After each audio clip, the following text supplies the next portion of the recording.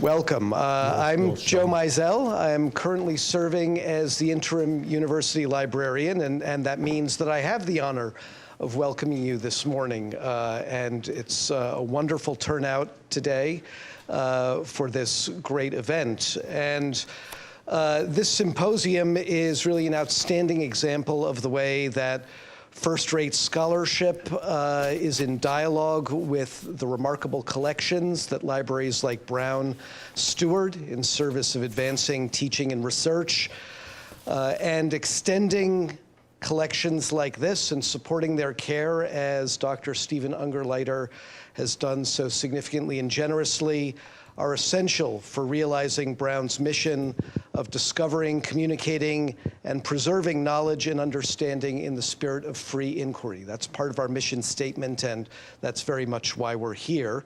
And we're going to see how that all goes this morning. This is really a great demonstration of that.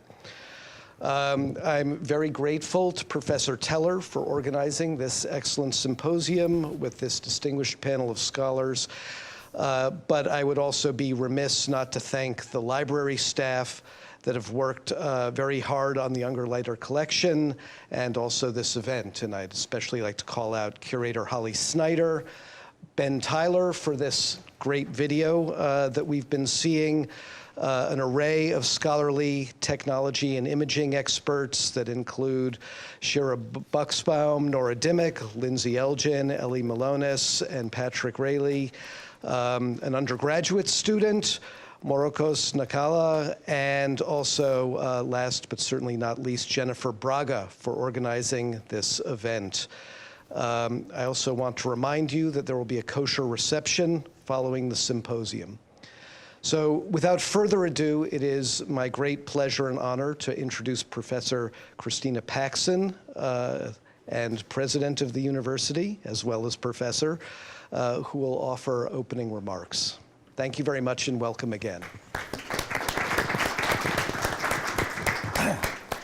Thank you, Joe. It's nice to be reminded that I am also a professor. Yeah, that's really nice. I like it.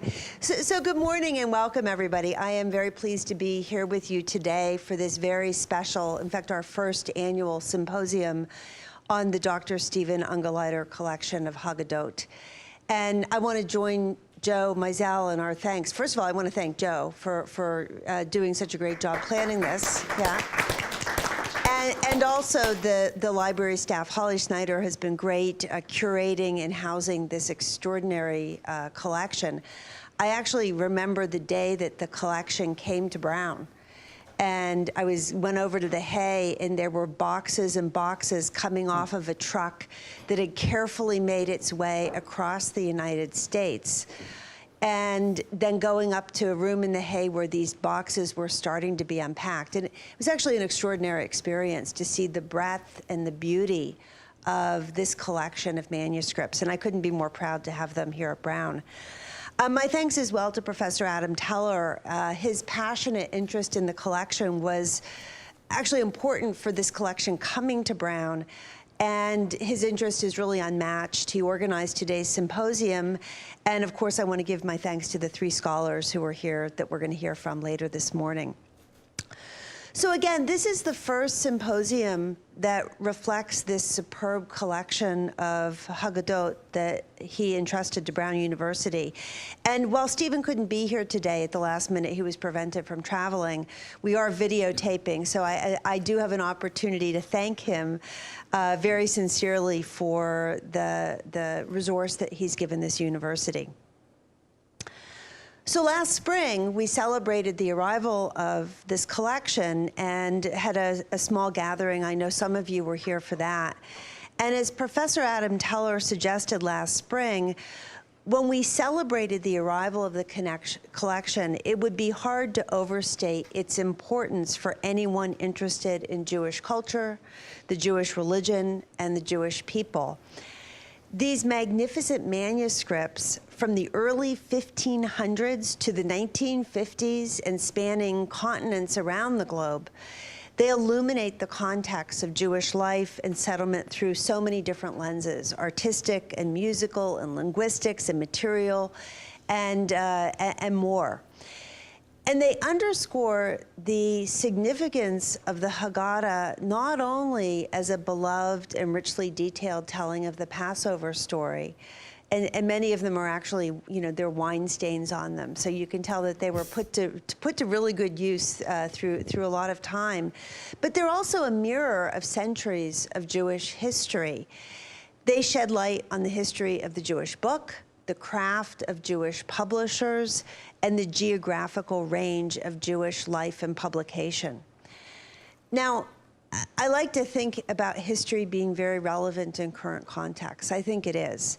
And the Haggadot offer insights. I hope they offer insights that deepen our understanding of modern-day diasporic communities, Jews and other cultural groups and peoples. And these are times that are relevant today for millions and millions of people. So the relevance of the Haggadot, I think, is pretty clear. This is a great resource for Brown. So for Brown's community of scholars, this collection presents exceptional teaching and research opportunities across disciplines, in Judaic studies and religious studies, in history, the history of art, music, Italian studies, Renaissance, early modern studies. I could go on. And the impact that they'll have on scholarship, faculty and students here, I think is really profound. The important point, though, is that the collection, we hope, will inspire scholarship that has a much broader reach. The fact that the collection is beautifully digitized is very important. It means that it will spark scholarship and understanding not only in Providence, but also at Brandeis, Harvard, and Vassar, the three institutions that our panelists represent, and scholars from institutions around the country and around the world. So I'm excited about what we can see, and my hope is that during this symposium, we can start to see just the sparks and the understanding and the knowledge that are generated from this extraordinary collection. So with that, I want to turn the floor over to Professor Adam Teller, and we'll go from there. Thank you very much.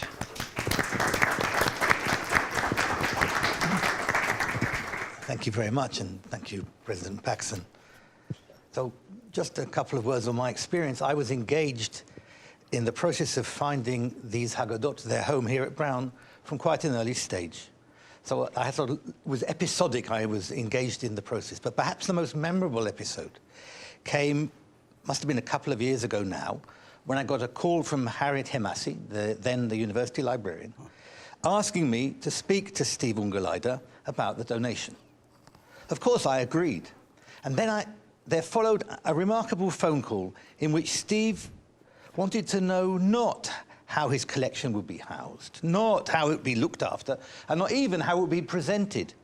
He wanted to know whether I thought his collection could contribute to academic life and research at Brown. So I told him, as you heard from President Paxson, about Brown's vibrant and rapidly developing Jewish studies program, as well as our tradition of interdisciplinary research, which meant that scholars from a whole range of fields, from religious studies to German studies, and from Renaissance and early modern studies to music, not to mention RISD, our neighbor, that they would all find this collection of great interest. On his side, Steve spoke to me about his inspiration for beginning the collection, and particularly how he was inspired by his relationship with Yosef Chaim Yerushalmi, Zichrono Livracha, one of America's greatest Jewish historians, whom Steve had known as a boy. Steve was a boy, not Professor Yerushalmi. And this was even before Professor Yerushalmi's academic career had taken off. After that conversation, Harriet and I spoke again and decided that the best way to thank Steve for this incredibly generous donation and to answer his desire to put the collection to work, that the best thing we could do would be to hold an academic symposium to celebrate the donation and to thank Steve. And we decided that we should bring three of the most eminent scholars in the realm of Jewish studies in general, and Haggadot in particular, who would come to speak here about the research on the Haggadah. So this is why we're here. In a moment, I'll introduce the first speaker, but what I think we'll do in terms of organization, the speakers will speak. We'll have one or two questions from the floor, And at the end, there'll be another quarter of an hour, perhaps 20 minutes for more questions. So if you don't get to speak immediately after the lecture, remember your question and you'll have a chance later on to give it. So the first of today's three speakers is Professor Mark Epstein from Vassar College. He's written on a whole range of materials, focusing on the visual and material culture produced by and about Jews, and for them, in fact. His most recent book, published by Yale in 2011, was called The Medieval Haggadah, Art, Narrative, and Religious Imagination, and it was selected by the London Times Literary Supplement as one of the best books of that year. More than that, Professor Epstein has experience on the other side of working with Jewish books, because he was the director of the Hebrew Books and Manuscripts Division of Sotheby's Judaic department, and continues to serve as consultant to various libraries, auction houses, and museums. So it's my great pleasure to open the floor to Professor Epstein.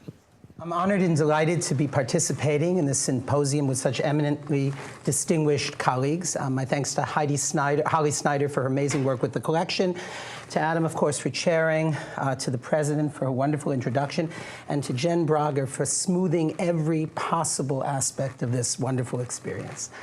Critiquing the book that Adam mentioned, I published on medieval Haggadot, Christopher Wood, a respected friend and colleague of mine, then at Yale University, told me that there was one topic that I had hinted about in the book, but concerning which he wanted to know more, the area of what he called the emotional states of the characters acting out the biblical episodes in Haggadot. Now, the Haggadot with which I concern myself are manuscript Haggadot, many wonderful facsimiles of which are included in this collection, which is, by and large, printed books. And so what I have to say today is remarks about the fons et origo, that is the initial stratum of this wonderful tradition. And I think that my colleagues will comment perhaps more on printed books. I don't know. I'm excited to see what they come up with. But Chris Wood and I were discussing manuscript Haggadot, particularly the Golden Haggadah, Barcelona, 1320. This is a book that exists in facsimile in the collection and in which the original resides at the British Library. How, he asked, might the depiction of the emotional body be deployed to read the emotional mind in manuscripts made for medieval Jews? I objected. What, after all, can we learn from a tiny, wavering line created by a brush containing 2 or 3 squirrel hairs on a face considerably smaller than my pinky nail, which itself is contained in a total space less than 3 inches high? And how, given our distance, our alterity from the world of the emotions of the Middle Ages, can we be certain that a smile, a frown, a pout indicate even nearly the same things as we might think that they do today? One problem that intrigued me in writing the medieval Haggadah, to which I was not able to devote the space it deserved, was the question of Tzipporah's pout. By this I mean a particular emotional reaction that occurs in this scene of Moses' return to Egypt from Midian. In the book, I analyze this image extensively, demonstrating how it both adopts and adapts the imagery known to art historians and New Testament scholars alike as the Holy Family's flight into Egypt. You can see the parallels both in text and in image. To me, the most elusive and enigmatic element in this complex and thoroughly engaging iconographical adaptation is the pout on Tzipporah's lips. So tiny, but there, as she rides along on the donkey, clutching her 2 sons. In the illumination, Tzipporah's modest dress and comportment afford the opportunity to highlight the fact that she, as Moses' wife, while clearly not a virgin, it could happen once, but 2 times would be stretching it, right, is yet no less humble and unprepossessing than is Mary, the mother of Jesus. The equivalence is sealed here by Tzipporah's pout. This pout, and if you're unclear about what I mean by a pout, here's an excellent example featuring my daughter. featuring your sister Chevy at about age 10. She could pout too. This pout was painted, as I've said, with a really, really tiny brush in a very, very small space. It is thus not accidental, but deliberate and premeditated. We understand why Mary is pouting. She's pondering with prophetic insight the future fate of her wee, tiny babe.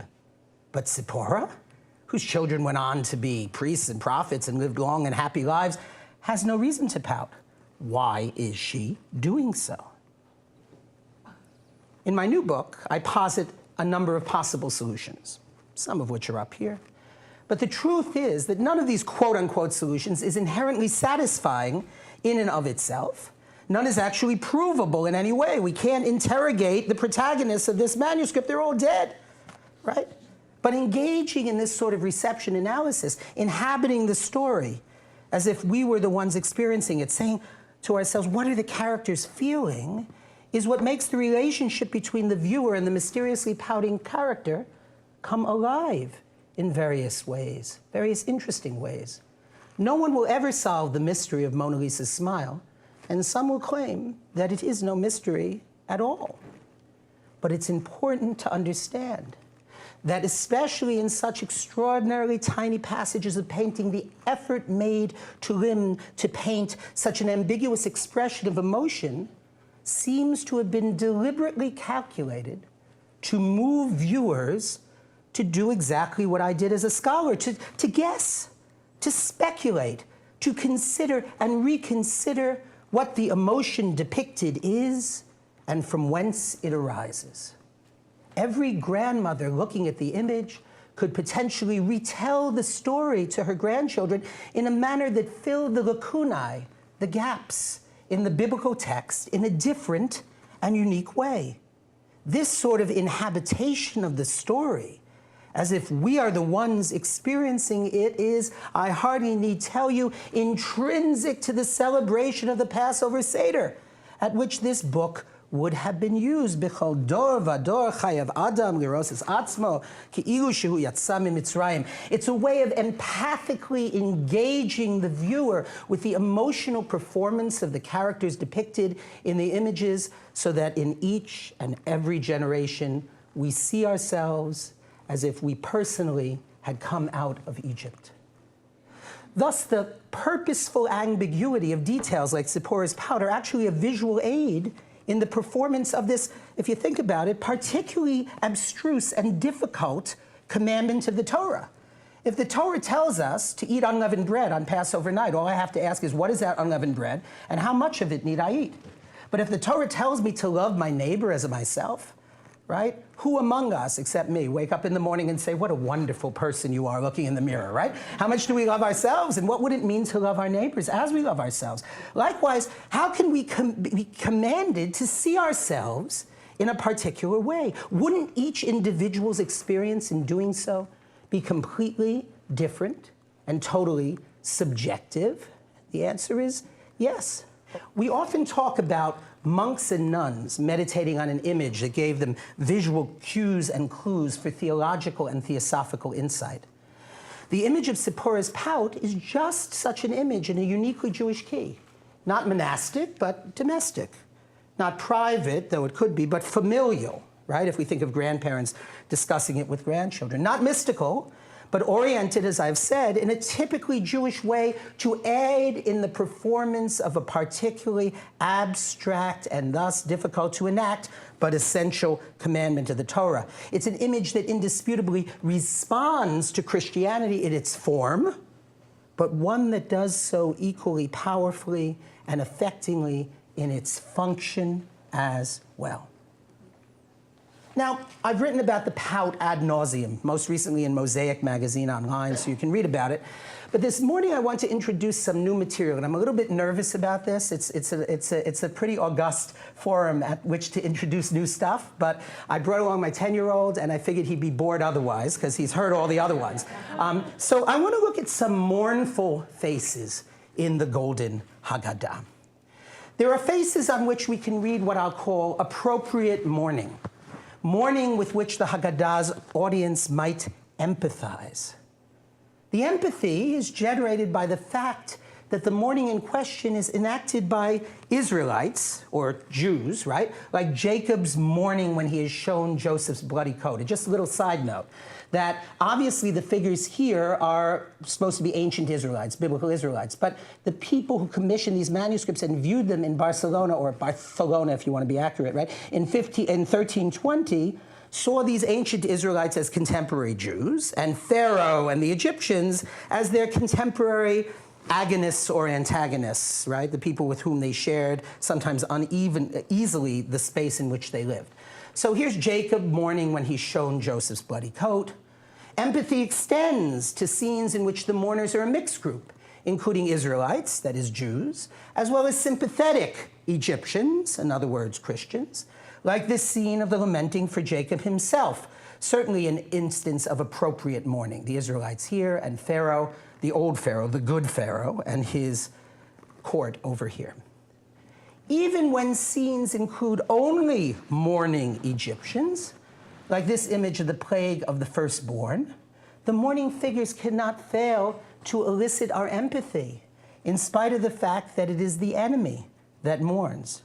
The mourning is still within the realm of the quote-unquote appropriate.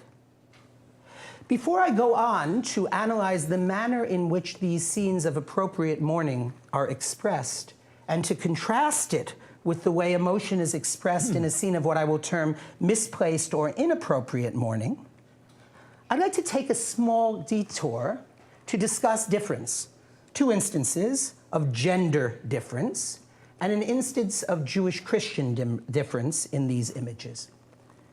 An important gendered element appears in the image of Jacob's mourning for Joseph.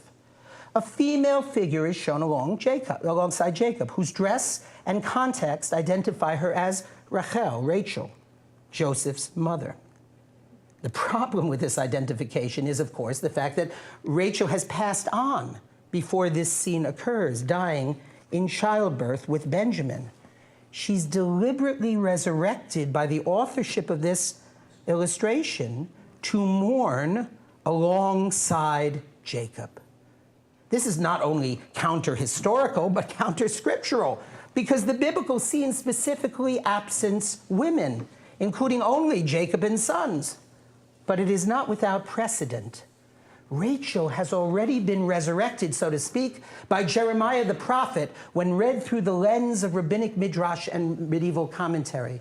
Rachel is the archetypal mourning mother. She's crying in Ramah, the earthly space on the road to Bethlehem where she died, but also Biramah, says Rashi, the important medieval commentator, on high. She weeps perpetually in heaven for her children. In fact, in medieval Jewish polemics with Christianity, she becomes the rival of Mary, weeping for Jesus. Like Mary intervening for all sinners, Rachel does not mourn only for her son. She mourns and intervenes in heaven on behalf of all Jews everywhere. Difference is literally brought into the picture here by re-envisioning the biblical scene of homosocial mourning, men only, into a scene that includes a mourning mother who becomes the archetype of national mourning. This transforms the whole scene from one of Jacob's personal tragedy to one shared by Rachel. In fact, she trumps Jacob by transcending her personal grief to become a symbol for the mourning of the nation. Jacob tears his clothes in aninut, a moment of unbounded, spontaneous grief at hearing, God forbid, of the death of a close family member, which takes place before actual ritual mourning begins. Rachel, on the other hand, is already adopting a pleading intercessional stance. Her hands are uplifted, fingers splayed to heaven. While her eyes are on Jacob, her hands are simultaneously appealing to God. Though such intercession is the traditional role of Mary, this image confirms the rabbinic and medieval Jewish stance, articulated both in midrash and liturgical poetry, that Rachel, and not Mary, was the pioneer of the topos of the mourning mother as intercessor. I'd like to also discuss Jewish-Gentile difference, if I may. Difference of a different kind, namely Jewish-Gentile difference, is represented in the guise of Israelite-Egyptian difference and is a crucial feature in the scene of the mourning for Jacob, whose coffin you see before you. The grief of Pharaoh and the Egyptians is distinguished from that of the Israelites. While Pharaoh and the Egyptians have underlined weeping eyes and actually and display gestures of mourning, only the Israelites actually wear mourning clothes. The blue hood and undergarment of the figure in the foreground on the right marks him as Joseph, who in this instance has to walk a fine line between his role as Pharaoh's viceroy, thus garbed in the richest color possibly to use in the Middle Ages, usually used for the Virgin Mary, that lapis blue, and that of a mourning son of Israelite parentage. Other scenes of mourning in this manuscript depict figures in black robes.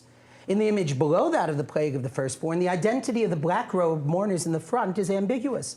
The caption does not reveal whether they are Israelites bearing the bones of Joseph out of Egypt or Egyptians burying their dead firstborn. The fact that the pallbearers themselves do not wear mourning clothes, right, only adds to the mystery.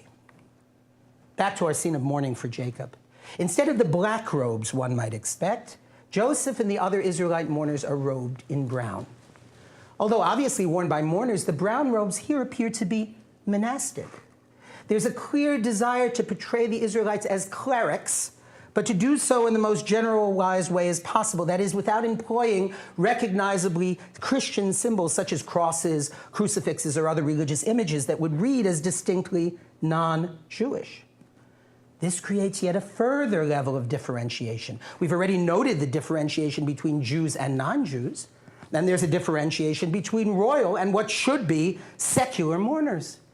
Taking the monastic robes into account, however, it now appears as if the distinction might be more properly between royal and clerical mourners.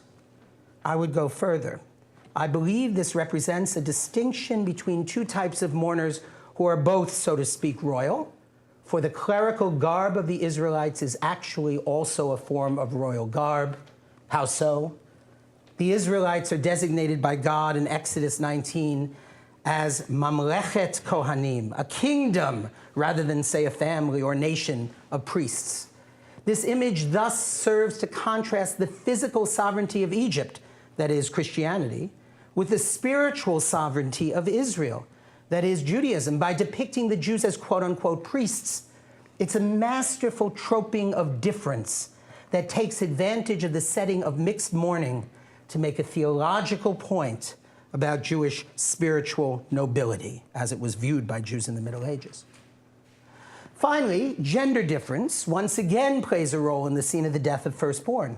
The caption reads, Makat Bechorim, the plague of the male firstborn, differing from the traditional manner of referring to this plague as Makat Bechorot in the feminine. But all the victims, here a young child and a middle-aged man, are both male, the mourning is enacted exclusively by women. Sentiments of grief among the women in the top panel are signaled by tight, upturned lips. These expressions, of which the two on the right are considerably reworked, could easily be mistaken for smiles, were it not for the beseeching, mourning, and supplicatory gestures that accompany them. Read alongside the gestures, the facial expressions are not smiles, but articulations of tension, distress, pleading. In the lower register, the protagonists are all male. A single man, the one depicted en face at the far left of the scene, raises his hands in an expression of distress similar to those of the women atop, also evincing the same tight grimace that they do, but all the other male mourners and pallbearers in the lower panel have downturned lips.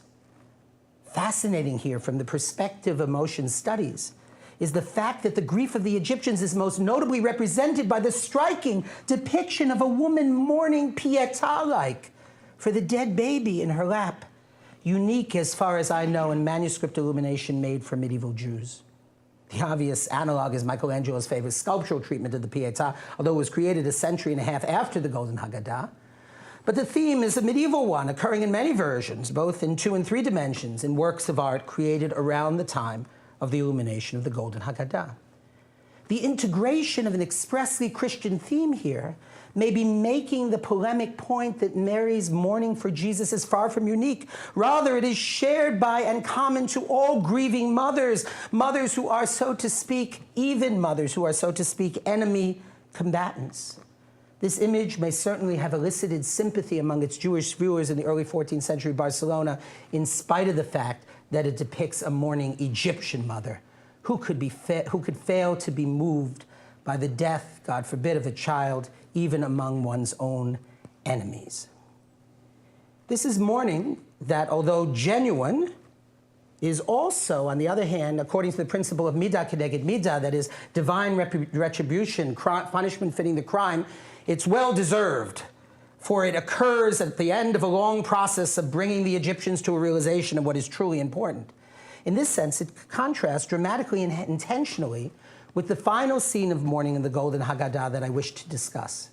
It asserts that while mourning one's dead children, God forbid, is appropriate, even with something that even an Egyptian can understand, those self-same Egyptians, that is, contemporary Christians, are also engaged in mourning that demonstrates grotesquely misdirected priorities and is therefore misplaced mourning.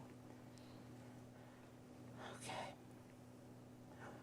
There are scenes of appropriate mourning engaged in both Israelites, by both Israelites/Jews and Egyptians/Christians. By way of contrast to these scenes of appropriate mourning, here we witness the emotional behavior of the Egyptians as their cattle are eradicated by a plague. Two men lower a goat at left and a sheep at right down from a tall tower at the center. On the ground below the tower lie a dead camel, a goat, a horse, a bull, and a donkey on top of a pile of dead sheep, which are only suggested but not fully delineated. The non-ovine animals, animals that are neither sheep nor goats, are shown at the bottom of the composition, exceeding the borders of the frame in such a way as to indicate the decimating power of the plague. The two classes of animals are sharply distinguished from one another by position.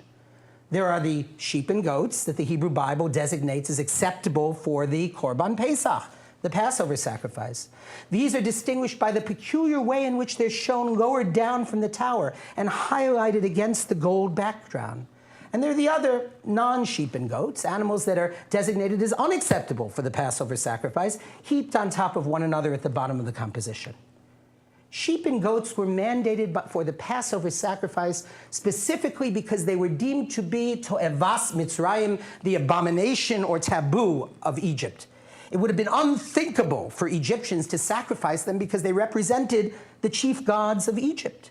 The Passover sacrifice was thus the ultimate slap in the face of Egyptian religion. The authorship of the Golden Haggadah hangs these animals literally front and center, forming a powerful parallel with the scenes of primary and ultimate sacrifice in Christian tradition, which Christians themselves typologically associate with the Passover sacrifice, Christ our Passover. In polemic literature, both in Spain and Franco-Germany, Jews asserted that this linkage of the Passover sacrifice with the crucifixion was a travesty and a desecration of their sacred history. And the language they used, which included both references to Jesus as the hanged one and a description of the cross as an abomination, strongly correlate with the image in the Golden Haggadah, where the same polemic points are made visually. The authorship illustrates the Egyptians mourning the death of their livestock in the wake of the cattle plague as a thinly disguised parallel to the figures gathered in mourning for Jesus around the cross. The parallel is sharpened by the physical arrangement of the space, which depicts various dead and collapsed animals and mourning figures arranged around a tower which form recalls the vertical axis of the cross. While the grieving figures, particularly the one on the far right, indisputably reflect Christian iconography. The lowering down of the sheep and goats from the strong vertical of the tower suggests a deposition, taking down of Jesus from the cross. Let's look more closely at the mourning figure at the far right. Like the Egyptian women and the one male mourner in the plague of the firstborn, he wears a grimace of grief. He represents the famous Christian mourning trope, the highly recognizable and much repeated stance of John at the foot of the cross, who's often shown with his hand to his cheek.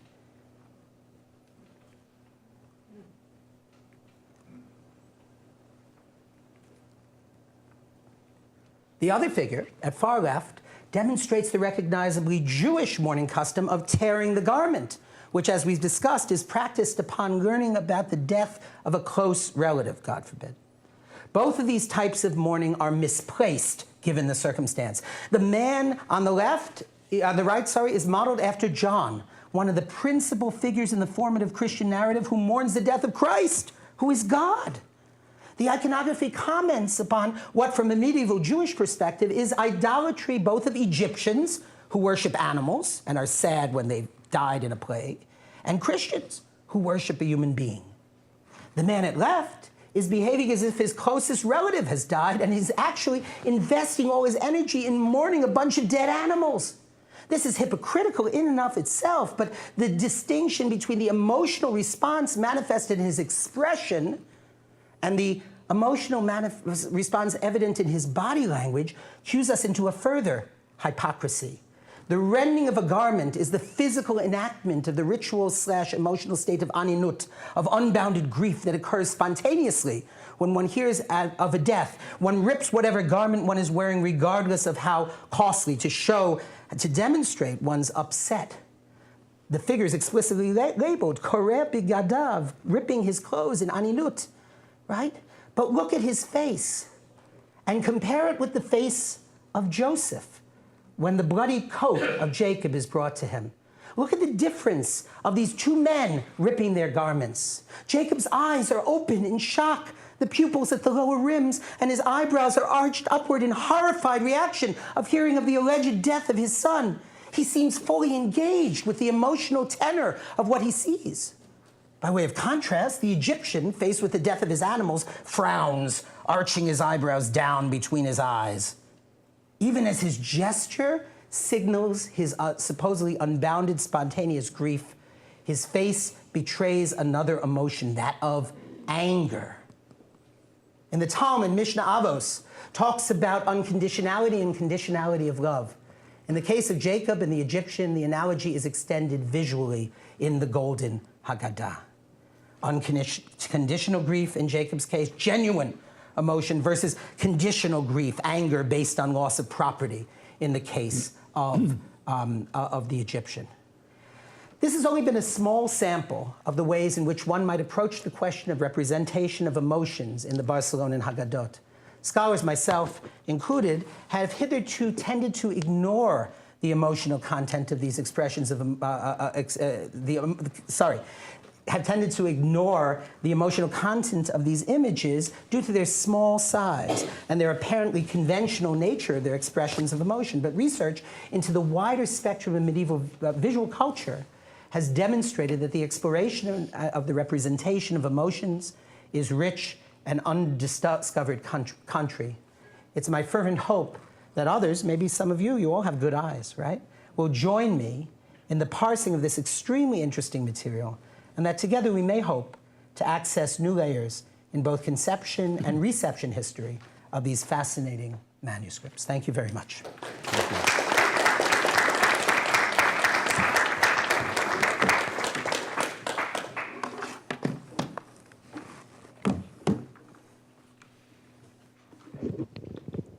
Working? So thank you, Professor Epstein, for that exceptionally interesting talk. And if you had any doubt coming into the room that you might not hear the most cutting-edge research, then you should leave it behind. It was astonishing. And really, I'm lost for words, which almost never happens. You're lost for words. Really, exactly. That's really impressive. Okay, so our next speaker is Professor David Stern from Harvard University. For a long time, he taught in the University of Pennsylvania. He's written extensively on Jewish literary history and history of the book. So the brunt of his work is focused on two areas: classic, rabbinic, and medieval Hebrew literature, with a special interest in biblical interpretation, and trying to marry that work with its intersection of contemporary literary theory. And his second field of research is the history of the Jewish book as a material object, and specifically the histories of four classic works of Jewish literary and religious tradition: the Hebrew Bible, the Babylonian Talmud, the Prayer Book, and the Passover Haggadah. So it's with great excitement that I now call Professor Stern.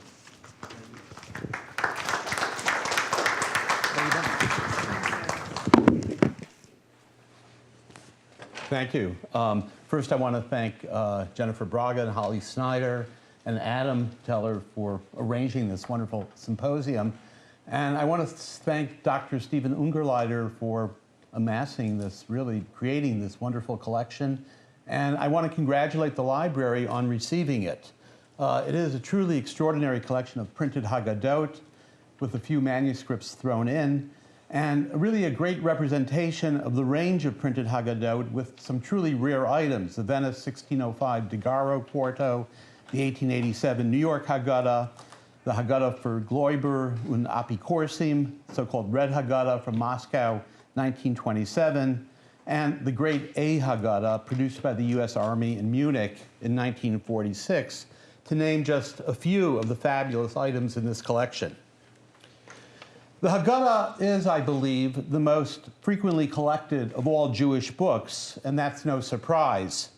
The Haggadah is, of course, the Jewish book of redemption par excellence. It retells the story of the redemption of the past, the exodus from Egypt, in order to imagine the redemption to come.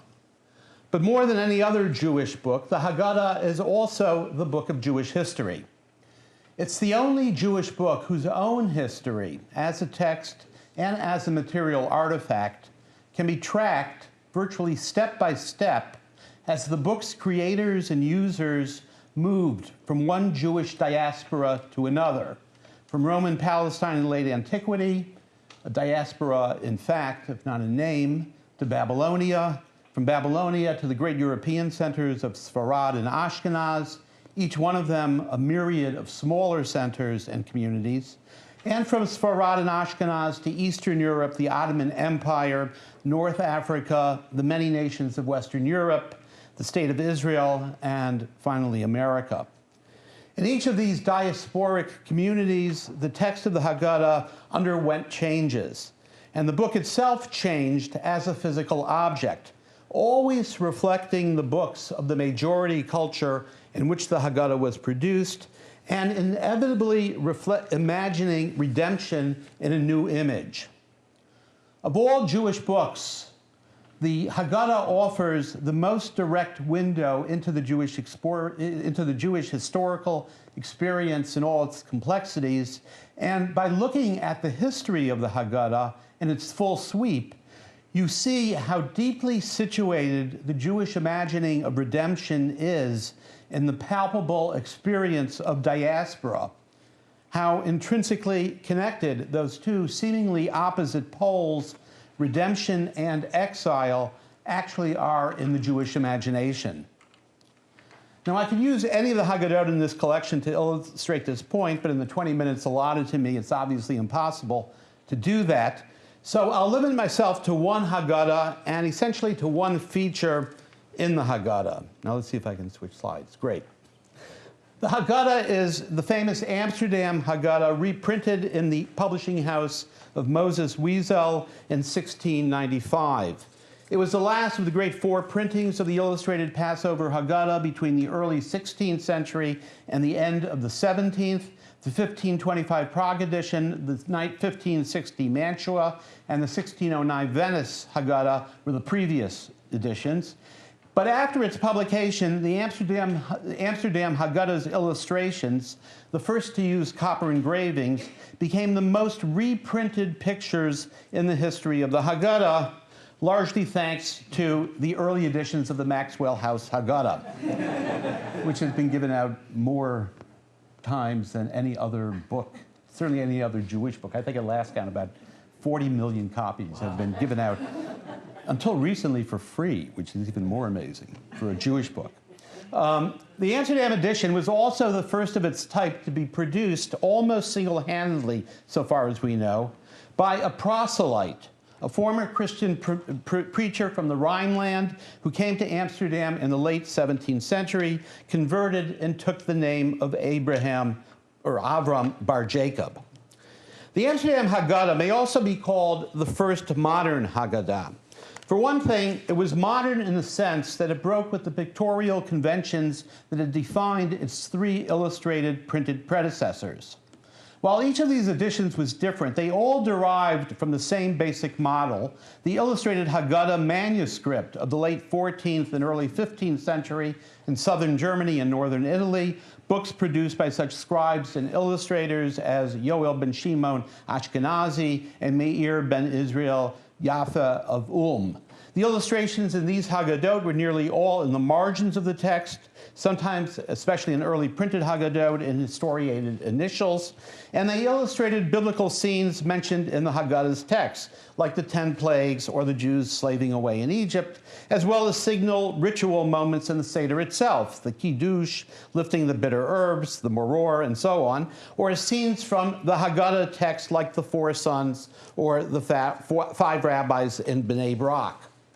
In many of these Haggadot, the most striking illustration was of an event implied but never explicitly mentioned in the Haggadah, the arrival of the Messiah on a white donkey, often accompanied by the prophet Elijah blowing a shofar.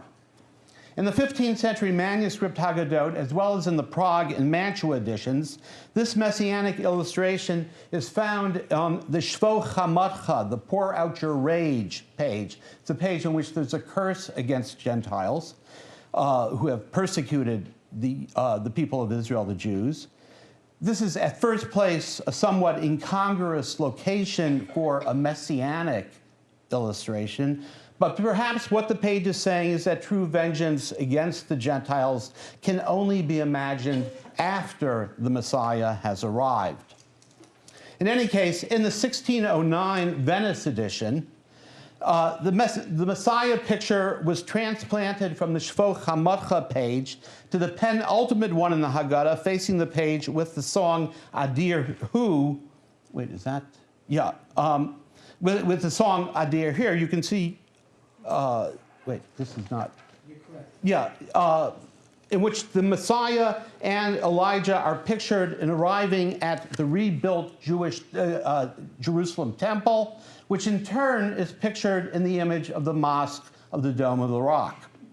Whatever its location, however, no illustration typifies the late manuscript and early printed Haggadah's messianism more than this illustration. The copper-engraved illustrations in the Amsterdam Haggadah entirely broke with this earlier pictorial tradition. There are virtually no illustrations depicting Seder rituals or any of the traditional biblical pictures, nor the illustration of the Messiah's arrival. Instead, there's a series of new illustrations of biblical scenes that are never or hardly mentioned in the Haggadah. Abraham smashing the idols of his father Terach, the discovery of the infant Moses in the Nile by Pharaoh's daughter, the revelation at Mount Sinai. Moreover, these illustrations are all based on an unexpected model. In 1931, the art historian Rachel Vishnitzer-Bernstein demonstrated that Avraham bar Jacob had borrowed or copied nearly all of his illustrations from the engravings of Matthias Marian, the elder of Basel, 1593, 1650. So he's roughly about 50 years before Avraham bar Jacob. Marian was one of the most famous illustrators in the early 16th century. In some cases, Avram's borrowings from Marian produce somewhat unlikely or inappropriate results. To give one example, in the second half of the Haggadah, accompanying the concluding section of the Hallel service, which consists of selections from the book of Psalms, Avraham provided an illustration depicting King David composing psalms. First, note David's position, kneeling with clasped hands. And what is he kneeling before?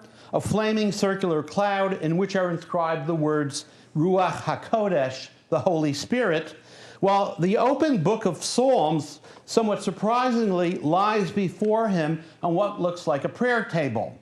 So, in other words, the book is already written, which must mean that the Ruach HaKodesh is not the Holy Spirit of inspiration, it's the Holy Spirit.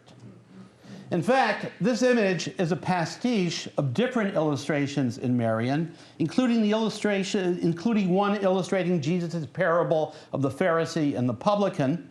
But in its entirety, the picture seems, as a historian and bibliophile Cecil Roth noted, wholly Christian in conception.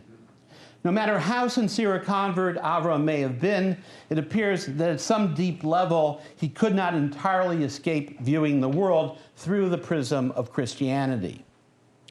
And yet, for all his reliance on Marian's engravings, Bar Jacob did not merely copy them. As Visiter showed, he often altered the originals, as he did with this picture of David, or changed their orientation, or he combined images from different contexts in their original sources in order to make them fit the Haggadah. The most famous example of this is the panel of the four sons.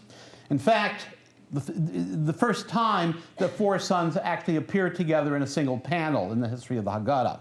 Here, Avram combined figures from diverse and somewhat, again, unlikely sources in Marian. The wise son was a reverse of the figure in a scene from Marian's historical chronicles depicting Hannibal swearing enmity against Rome. The wicked son was a soldier from a battle scene. The simple son was taken from a figure of Samuel as he anoints Saul, and the son who does not know how to ask was again taken from the Hannibal scene. Visiter's article was a watershed study in Jewish art history, but since its publication, other scholars have shown that Avram Bar Jacob's modus operandi was typical of the 17th century. Marian himself had borrowed heavily from the biblical woodcuts of Hans Holbein the Younger. In the Yiddish edition of Sefer Yosiphon, Zurich 1546, the Christian publisher had also copied Holbein's woodcuts, and early editions of the popular Yiddish homiletical work, Tzena Urena, borrowed from both Holbein and Marian. Now, to be sure, this was not entirely unusual. Virtually all Jewish book art since the beginning of the Middle Ages has been strongly informed by the Gentile book art of the majority cultures in which the Jewish producers of the book lived. This was a constant feature whether the artists themselves were Jews or Christians working under the direction of Jews. Indeed, all medieval and early modern pictorial traditions, Jewish and Gentile, are heavily conventional, often based on pictures in model books. What distinguishes Avram Bar Jacob is not the derivative nature of his copper engravings, but the original manner in which he sometimes created new images out of separate, distinct pieces, as in the panel of the four sons, or in the way he was able to Judaize images that previously were not Jewish and give them new meanings, even sometimes cryptic, if not esoteric, Jewish meanings. The best example of this is how he pictured the Haggadah's messianism. As I've already noted, the Amsterdam's Haggadah contains not even an allusion to the conventional picture of the Messiah entering Jerusalem. But the Haggadah has two other illustrations that take the place of the missing Messiah. The first of these is a large depiction of the temple based on Marian's engraving of Solomon's temple that's placed on the page next to the hymn Adir Hu, and beneath that picture you can see a Yiddish translation of Adir Hu.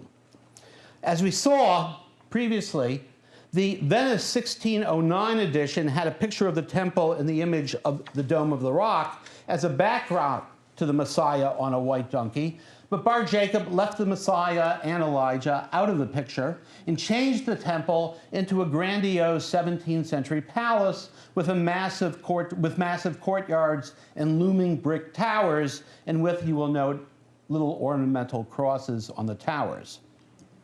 The second messianic picture in the Haggadah, however, was entirely unprecedented.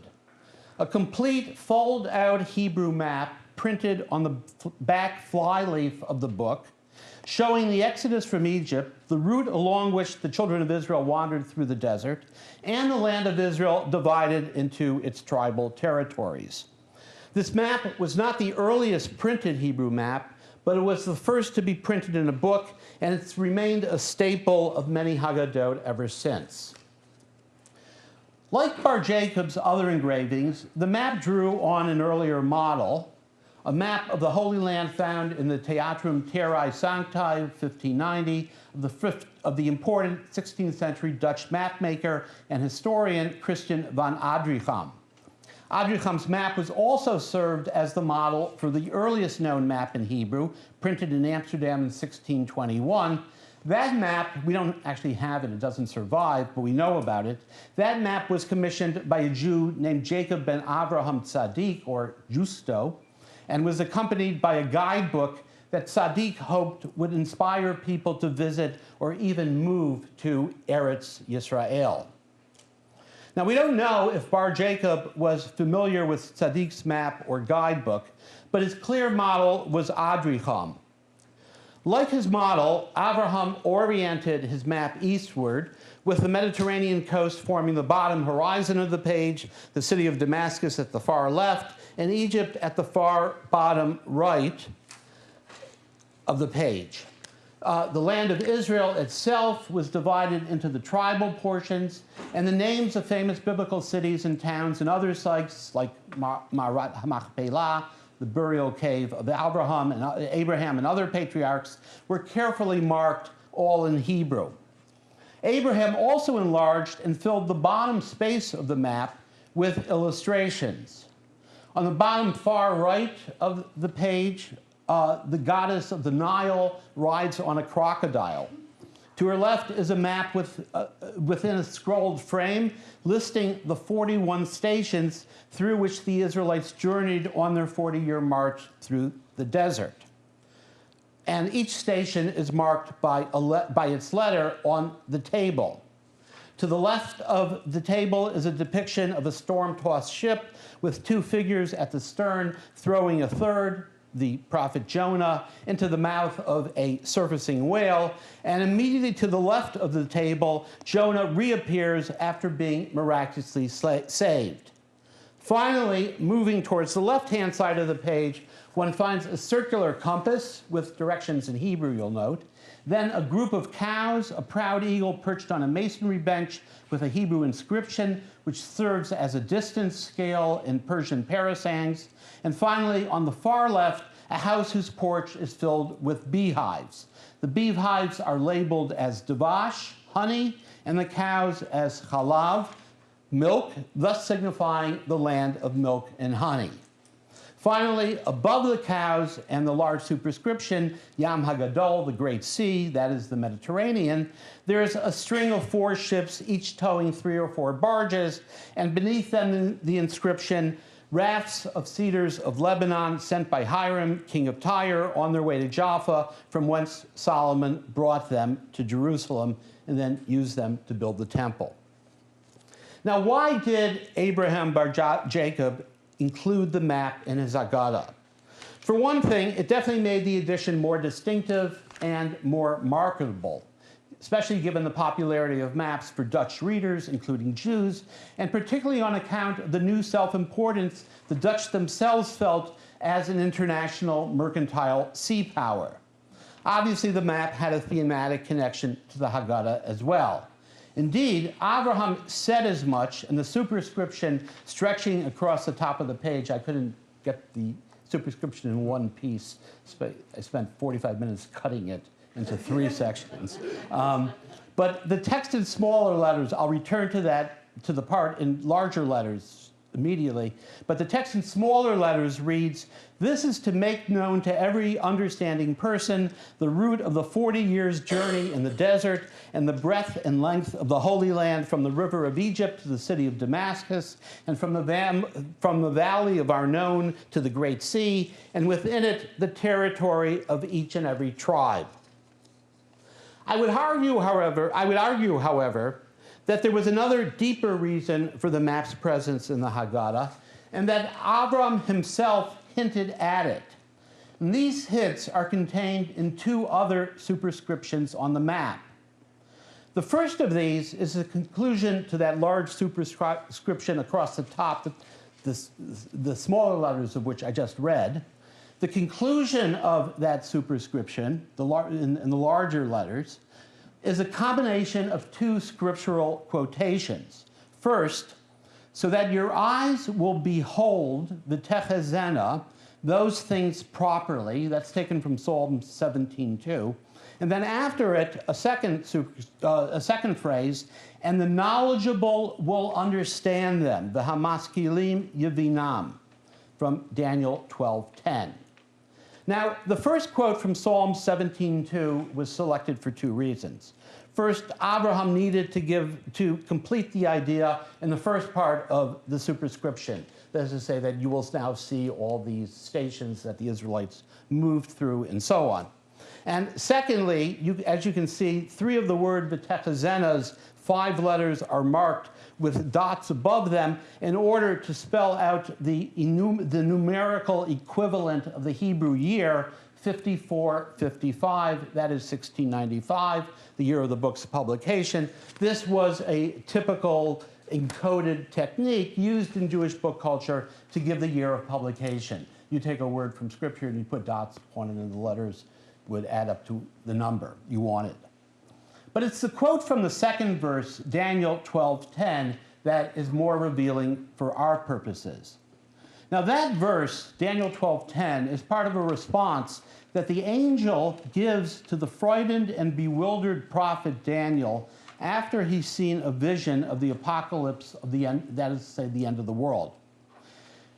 Daniel asked the angels, what will be the outcome of these things that he's just seen, this horrible vision?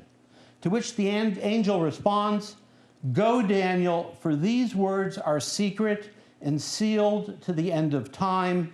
Many will be purified and purged and refined. The wicked will act wickedly, and none of the wicked will understand, but the knowledgeable will understand. Hamaskilim Veenu.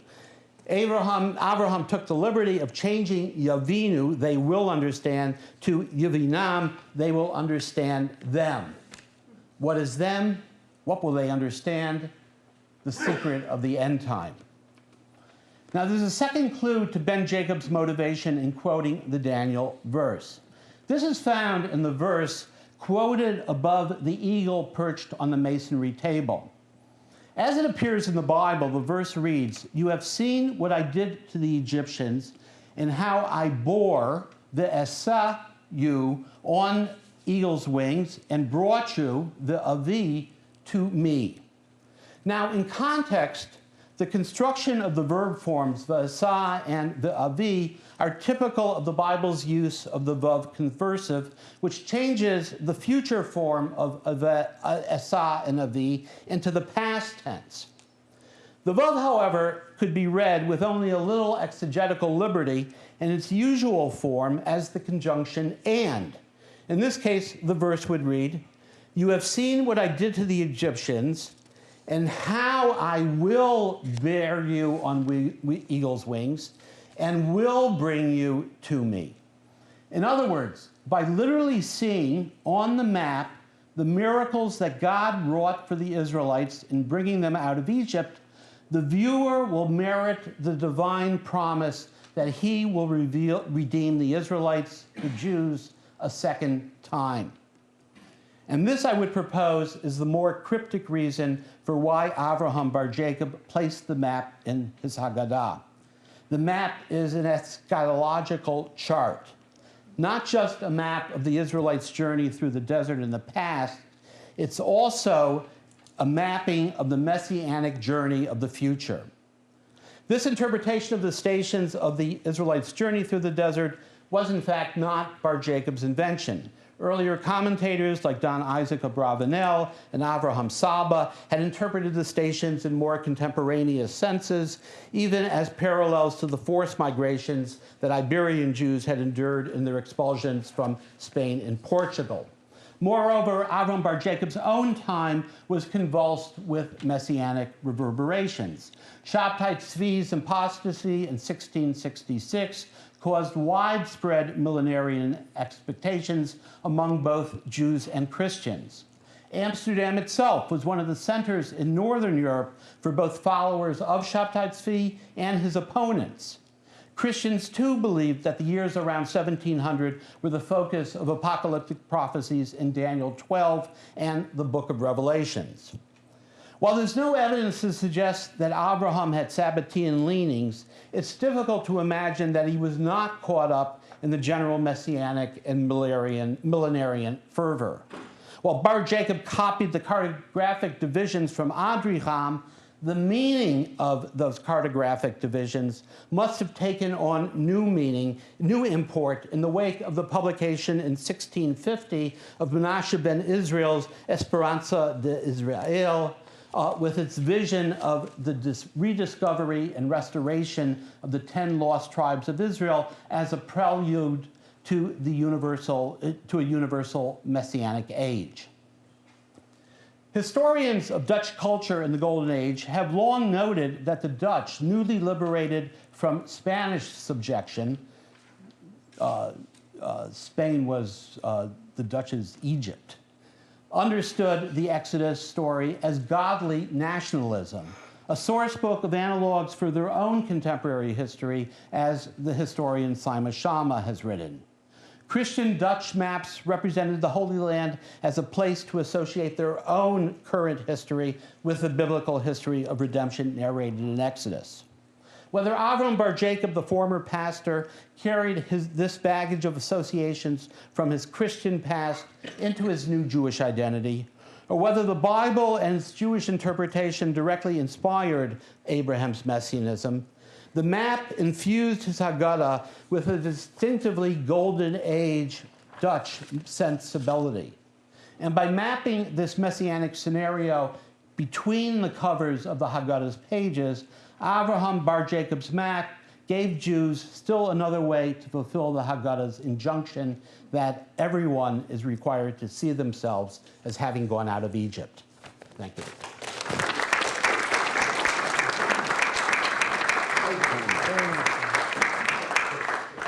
Okay, we have about 5 minutes for questions. And So for both of us, or? Oh, for both of us. No, just Oh, we come back tomorrow? I have a question. Yeah. Can you go back to the image of David, please, playing the harp? Sure. Now you say that there's only 2 messianic images, but if you look over here, you see the Messiah and Elijah playing the shofar in the corner. Have you noticed that? At the top, No, right. I never did notice That's taken directly from the Venice Haggadah of 1609. So now you have 3, David.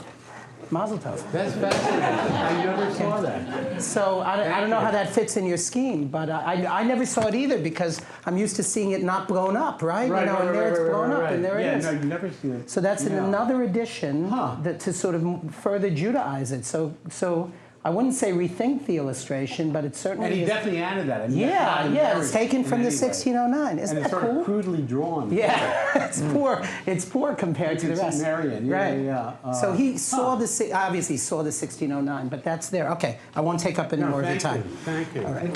Time for another question someone wants to ask now, or perhaps we'll leave it till the end. Oh, Okay. I didn't mean to monopolize. I'm sorry. No, Sorry, that folks. actually was a great 3 point. professors in a room. What did you expect? Okay, I vow to shut up henceforth. Okay. Why did he put something there? Mashiach ben David, you know. I mean, what, Yeah, that would Okay, our be third it. speaker, distinguished scholar Jonathan Sana, University Professor Joseph H.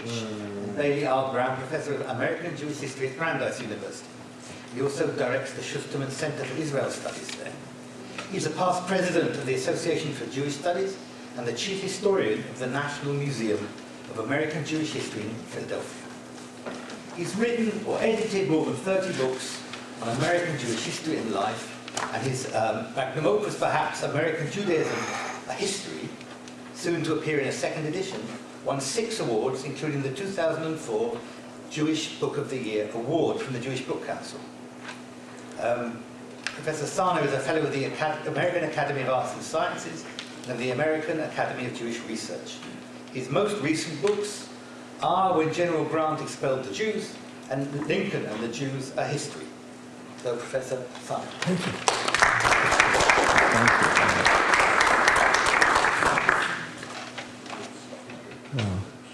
Okay.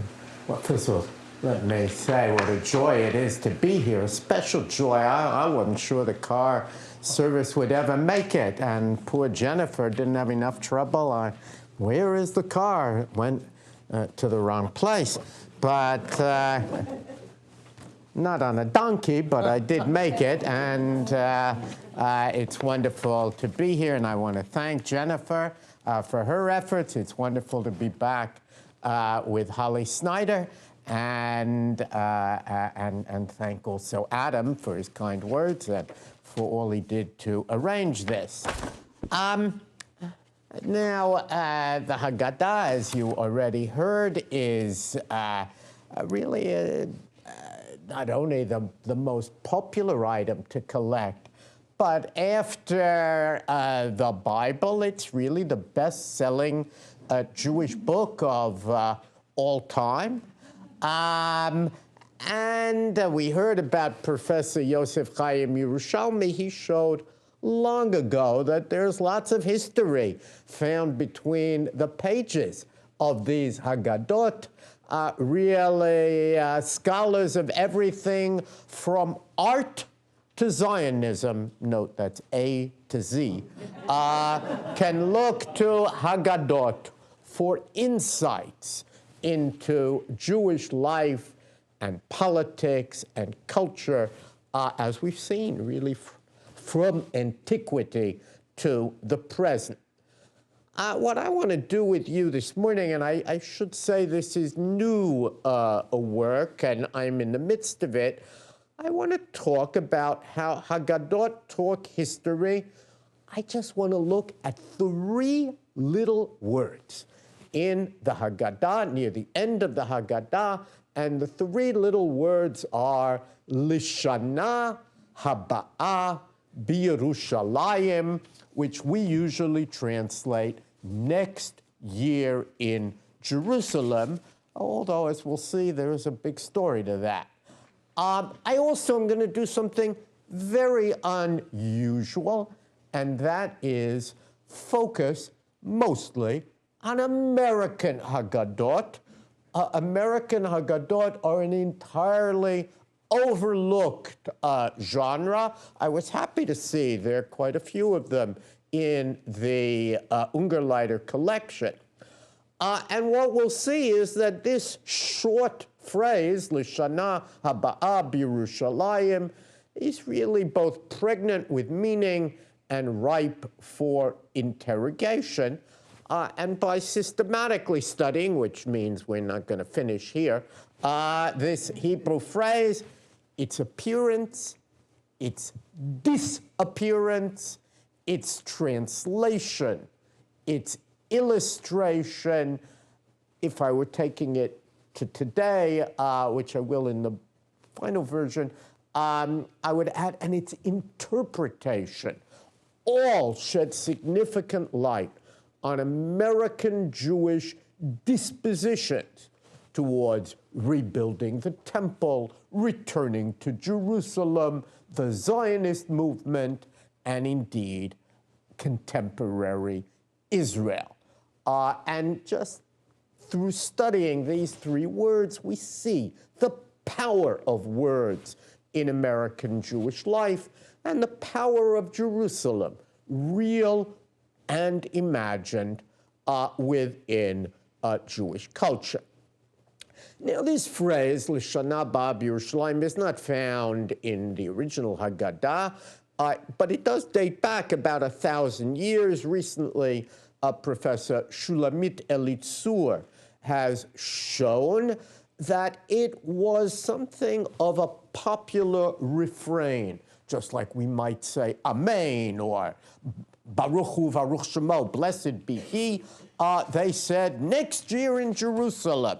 And it parallels another liturgical refrain that recalls the memory of the temple, Hayom Hazeh B'Yerushalayim.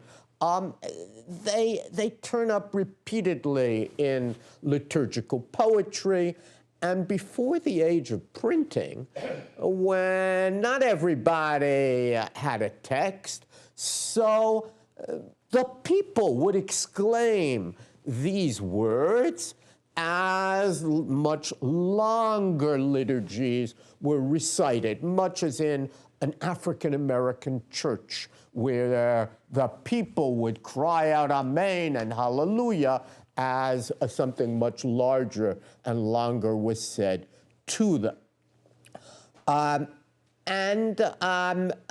Although these words were not originally prescribed or codified in any liturgy, not at weddings, not at the end of Yom Kippur, not at the conclusion of Seder, they carried vast popular appeal, and over time, as often happens, spontaneous folk practices hardened into established communal norms, and Lishana Haba'ah Yerushalayim entered both the High Holiday Prayer Book at the end of Yom Kippur and the Passover Haggadah.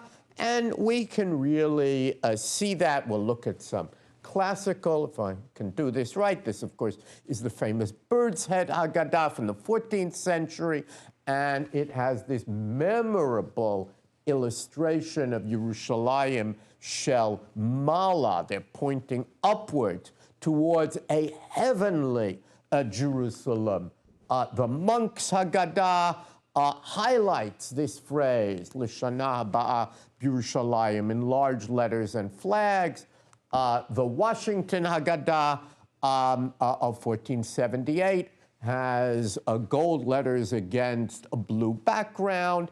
And actually, the saying of these words was codified just around this time by Rabbi Isaac Tirnow of Austria in his Sefer HaMinhagim.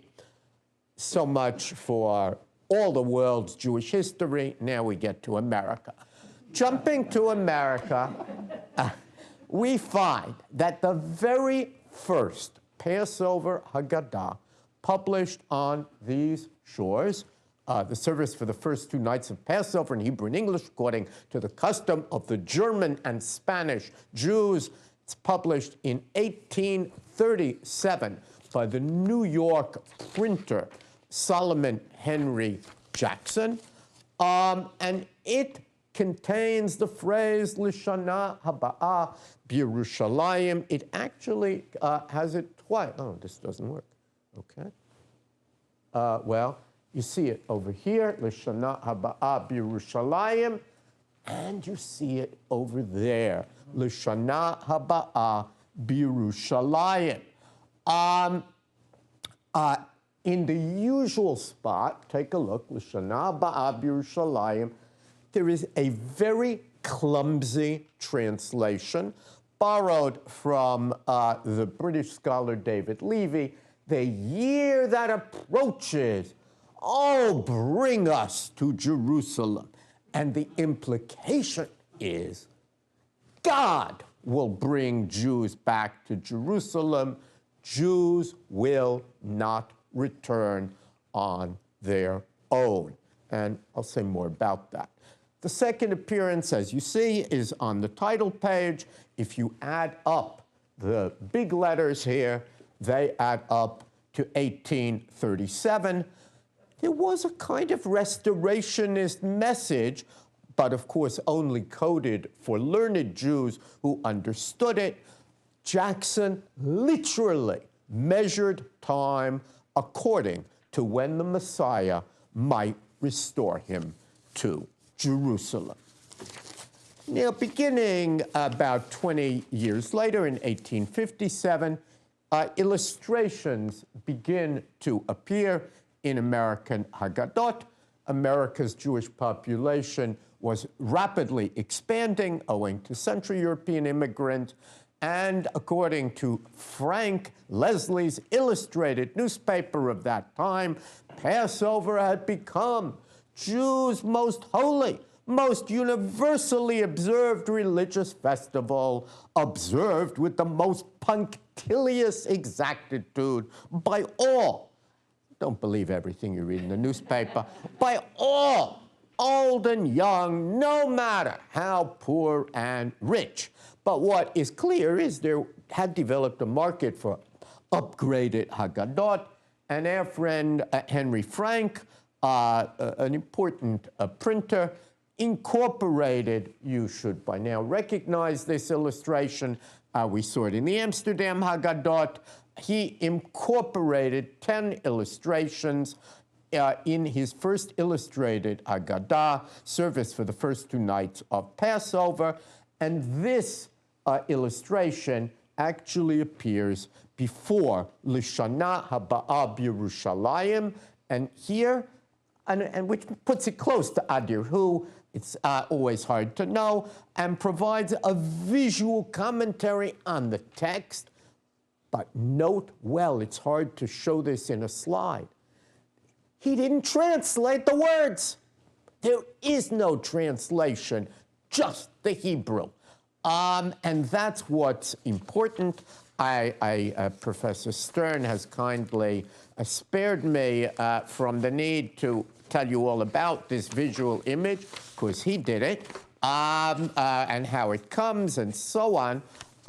But it is, as he points out, the most imitated Haggadah illustration of all time. It's copied and recopied in Haggadot throughout the Jewish world for over 250 years.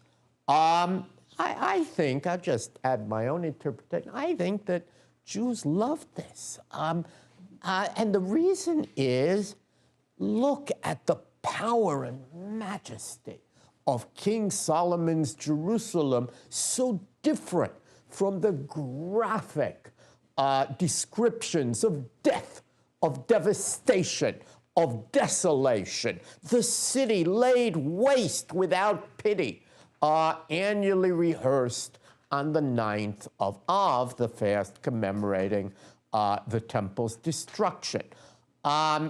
Think of what's going on here. You're contemplating this vivid description.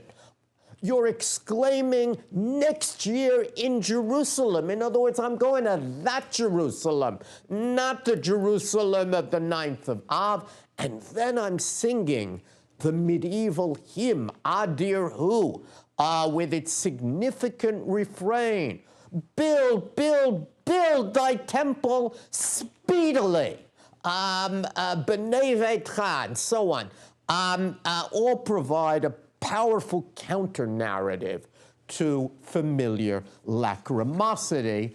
And I think that they do underscore, as they did in Amsterdam, so in America, ripening hope for messianic redemption.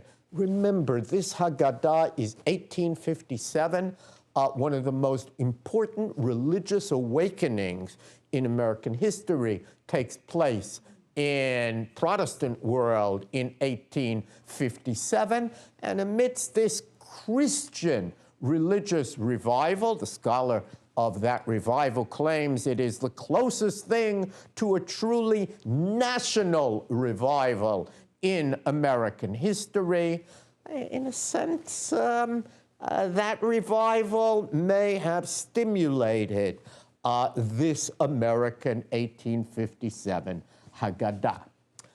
Now jump another 2 decades, and at least some Central European Jewish immigrants and their children had lost interest in the traditional Haggadah, and in hopes of stimulating a renewal of home-based Passover rituals, the scholarly liberal rabbi Marcus Jastrow of Philadelphia produced the first ever American published Reform Haggadah. This is in the collection, it's quite rare, entitled Family Service for the Eve of Passover. Note, he only expects you to do one Seder. He's a Reform rabbi. 1878. Jastrow eliminated all references to Zion from this family service. There is no reference whatsoever to the restoration of the temple. Even the beloved prayer, Adirhu, originally about the temple, he gives you an entirely different text. By the way, if somebody's looking for a paper on these Haggadot, collecting all, in many languages, all of the texts of Adirhu and what they say would be quite fascinating. There are at least 4 or 5 just in English, each with a different message. You can see this message here, all quite different from the original. And unsurprisingly, L'Shana Haba'ah B'Yerushalayim is nowhere to be found in that Haggadah. Jastrow himself later became a Zionist and, of course, produced a very famous rabbinic dictionary of rabbinic literature that's still used. But his Haggadah, I don't have a slide for it, his Haggadah didn't celebrate Zion. It celebrates America, where the morn of religious liberty has already dawned and is shedding its roseate light over all inhabitants alike. There is no mention of Jerusalem in the whole text. Now, in the late 19th century, tens of thousands of East European Jews immigrate to America's shores, creating a growing market for traditional Haggadot, and we see a whole lot of them, some with Yiddish translations, some with Hebrew commentaries, some with illustrations, some with David Levy's English translation from the 1837 Haggadah, and all of them include the words L'Shana Haba'ah B'Yerushalayim. But strikingly, it's astonishing, none of them, not one, so far as I can tell, translated the Hebrew as next year in Jerusalem. If they translate the Hebrew at all, many of them do not, it's into some version of this clunky phrase that we've seen earlier, the year that approaches, oh, bring us to Jerusalem. So then you have a question. Maybe they didn't know the phrase next year in Jerusalem, but the answer is they did know it. Israel Abrams, in a book published in 1906, admits, we have all said since childhood, next year in Jerusalem. Israel Zangwill, in his famous novel, Children of the Ghetto, quotes the phrase twice. Christians quote Jews as exclaiming, next year in Jerusalem. There's an American Christian novel, Rosemary and Rue, in 1881. It maintains that all faithful Jews utter those words daily, and it titled one of its chapters, Next Year in Jerusalem. And most important of all, the very first significant anti-Semitic text, a tract published in America, Telemachus Thomas Timaeus, I guess if you had that name, you'd be an anti-Semite too. Telemachus Thomas Timaeus, The Original Mr. Jacobs, a startling expose from 1888, questions Jews' loyalty on the basis of L'Shana Haba'ah B'Yerushalayim. The very first condition of adopting another country is to renounce one's own. He writes, the Jew has a country that he never renounces. It is Jerusalem, the holy and mysterious Jerusalem. Jerusalem serves as a tie to all her children who every year say, next year in Jerusalem. And that, of course, helps to explain the great reluctance to print the words next year in Jerusalem in the Haggadah. While language like, oh, bring us to Jerusalem, unobjectionably place the onus upon God to act, next year in Jerusalem might be misconstrued as a statement of disloyalty, as if Jews waited for the first opportunity to emigrate there. And you can find Jewish apologists naturally explaining the word away, but it's interesting that you also have Jews who want to eliminate the whole idea. So we should mention at least one woman. I'll actually mention another soon. But Esther Witkowski, unknown, from Chicago, she was a Jewish activist, and speaking at the Jewish Women's Congress in 1893, she calls America, not Jerusalem, the land of promise for the persecuted Jew. And she gives a very dramatic talk. And at the end, she has a thrust against immigrants who still pine for the holy city. Next year in Jerusalem, praised the Orthodox Jew. She sneered, let us hope that here in the future he may forget this prayer, believing that he has found what he has sought. But actually, rather than forgetting next year in Jerusalem, of course, Theodor Herzl, the founder of modern Zionism, embraces the phrase, and he places it at the very center of his attempt at a modern solution of the Jewish question.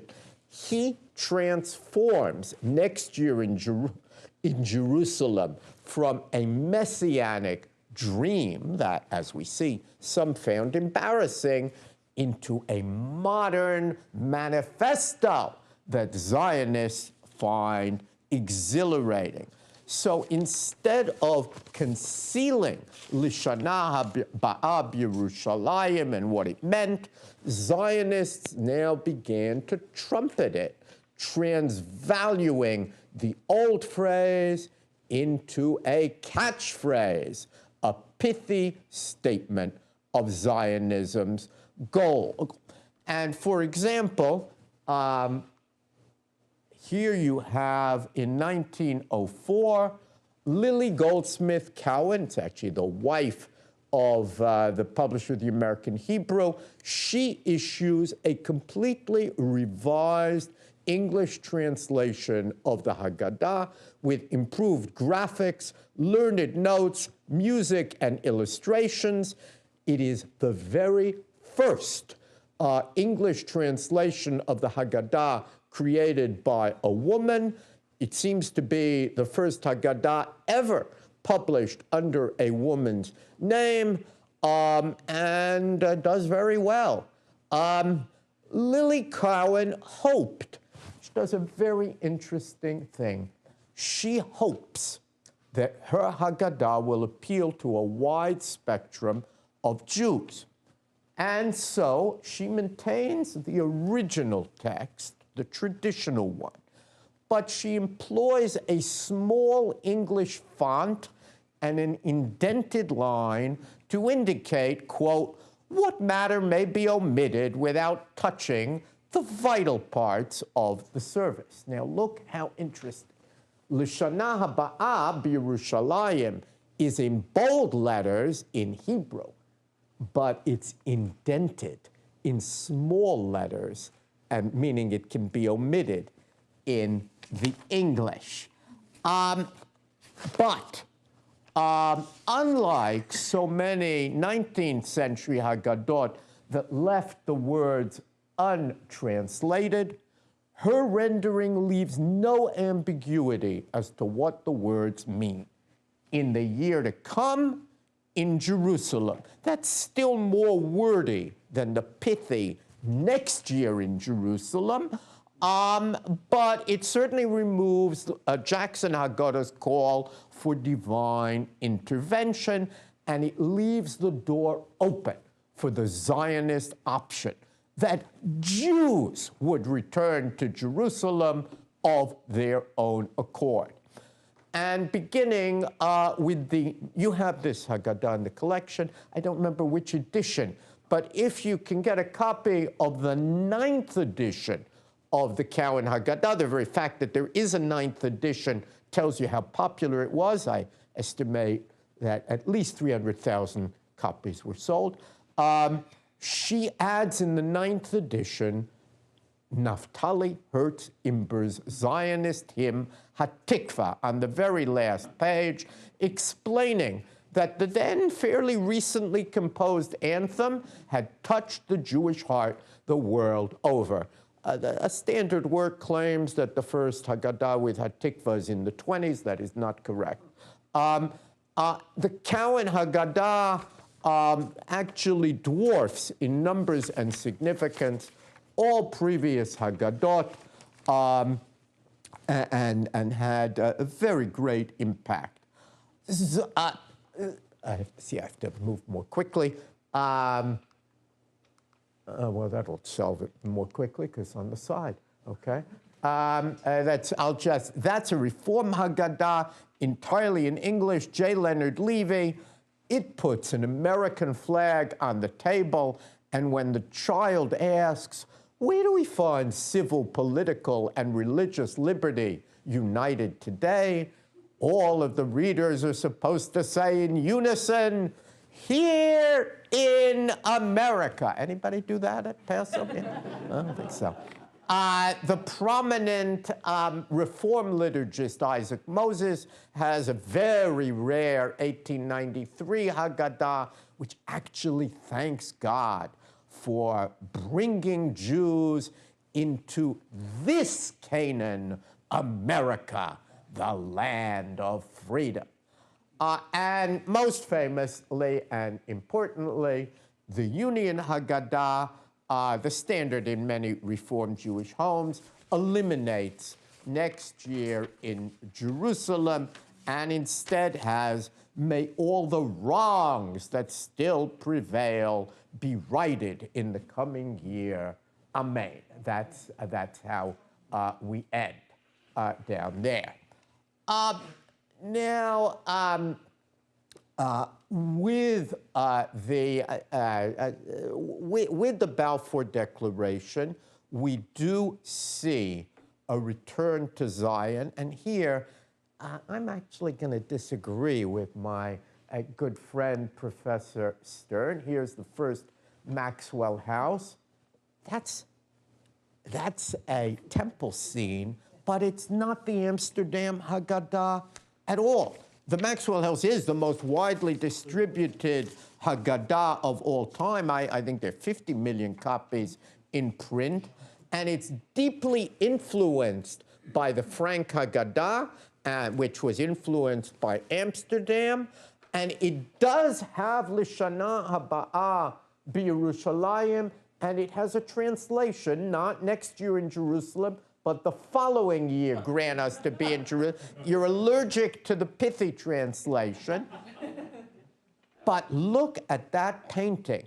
That is Fouquet's The Building of Solomon's Temple.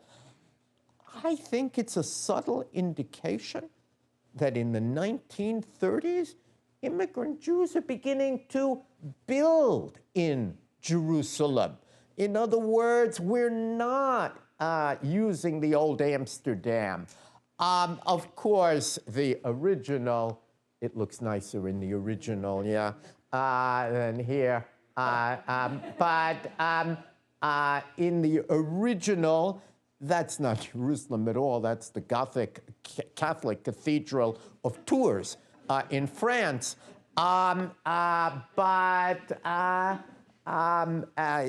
It's interesting to me that they use that and not the Frank.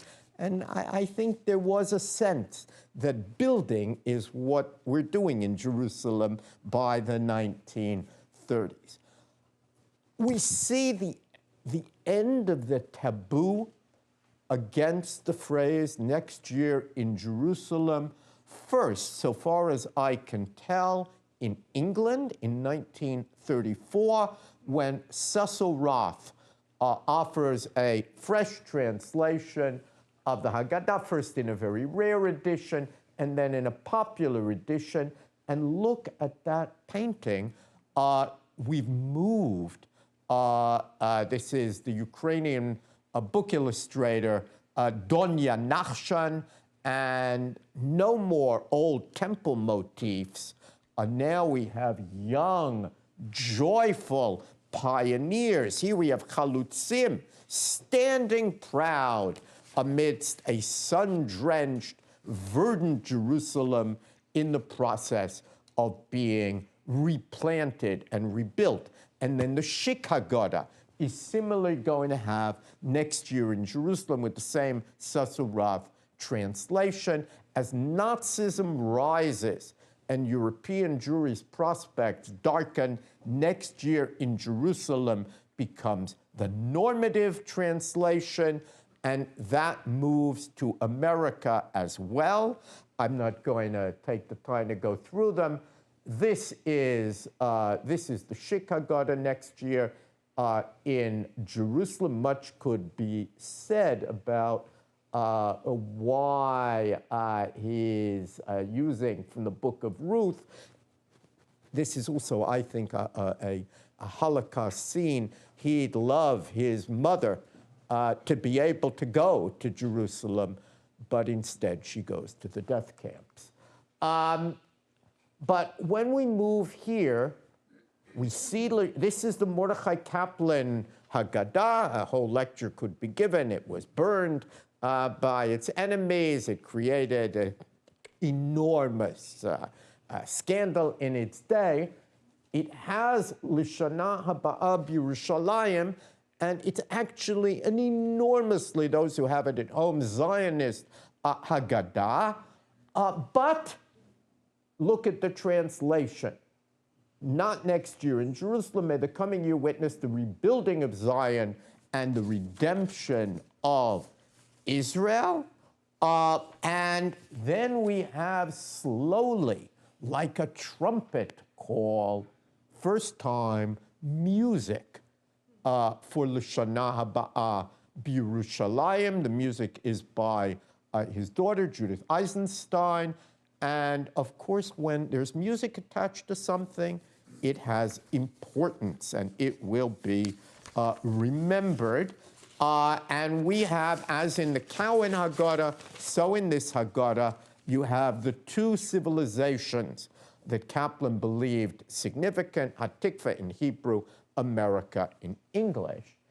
And then you have a kind of answer to the Kaplan Haggadah.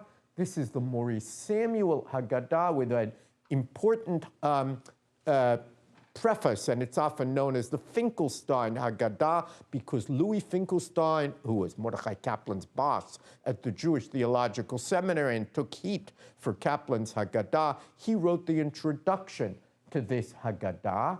What interests me about it, again, you have the music, not the fast tune that people sing today, but a slow tune, Lishana Haba'ah, and so on. But look at the translation.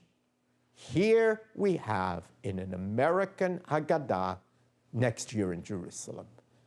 And it's going to remain there as next year in Jerusalem. I think I have in the armed forces, it's next year, may we celebrate in Jerusalem. But it's interesting, this is published by your tax dollars, and they by now have no problem. Note also there's Poole and his wife, it doesn't say it, but it's Tamar and David de Sola Poole, again, a woman. It's the second Haggadah to bear a woman's name, and it demonstrates beyond a shadow of a doubt that in America, exclaiming that next year in Jerusalem and singing the lyrics of Hatikva comported with American patriotism because it's given out by the US Army. Now, if I had time, I'd show you how the Haggadah changed in the wake of the establishment of the State of Israel, and then again, following the Six-Day War in 1967, where some of these messianic motifs that Professor Stern talked about come back into Haggadot with the Messiah coming. But nevertheless, I hope even in what we've seen so far, we can see the essential point. The study of one little Haggadah phrase, its presence, its absence, its translation, its illustration, its interpretation illuminates a whole world of American Jewish ideology and communal security and cultural creativity. So just think how much Brown students will learn from studying all the other words of the Haggadah. I want to close by thanking Dr. Ungerleider for bringing this great collection to the Rockefeller Library. Thanks. It also has Amsterdam Haggadah pictures in it. I'm sorry? It also has the Amsterdam Haggadah pictures in it. Thank you very much, Professor Sana, and to all three for some quite stunning lectures, each in its own way, changing, deepening the way we understand the Haggadah. Now we have some time for questions. If you want to ask one or more of the speakers, just raise your hand.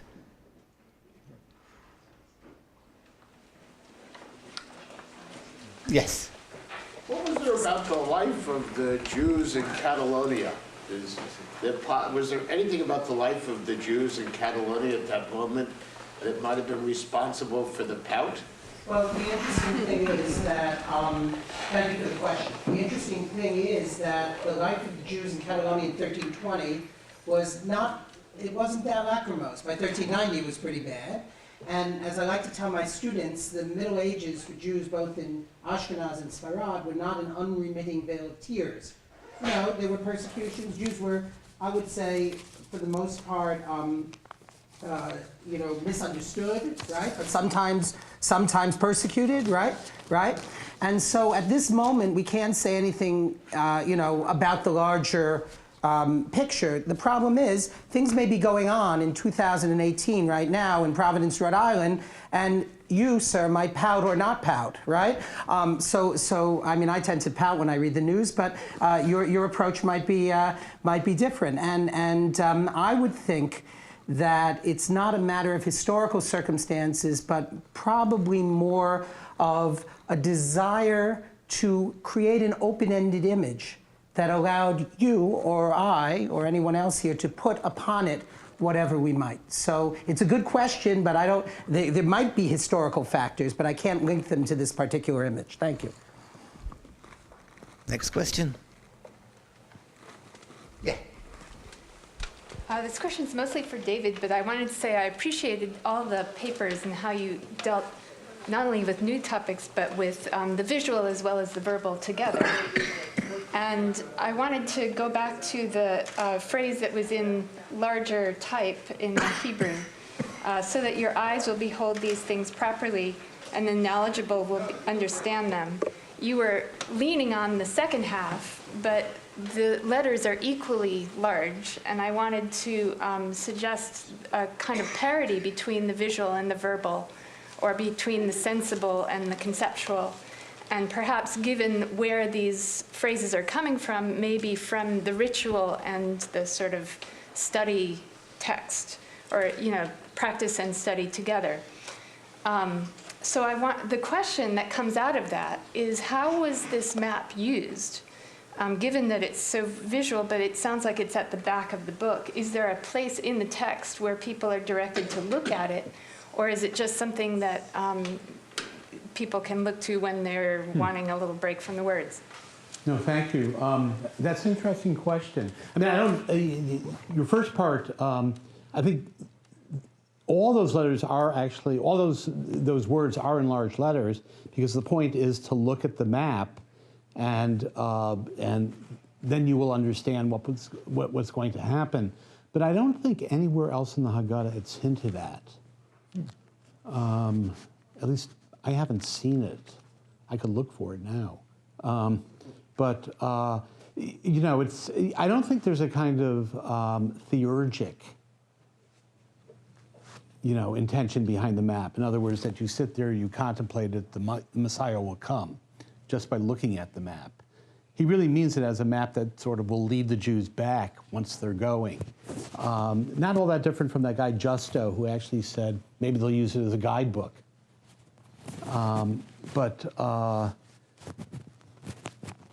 Elsewhere, I don't know where it's hinted at anywhere else in the book. No, thanks. Anybody else?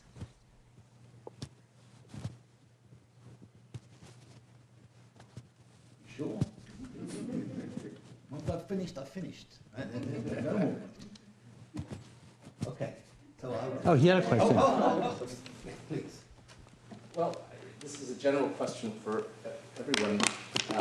Sometimes from the things that you've said and from reading Haggadot, particularly in American 20th century, they reflect the anxiety of a community. And certain elements, I think, should best be read that way, and other elements seem to be trying to lead a way forward as opposed to simply react.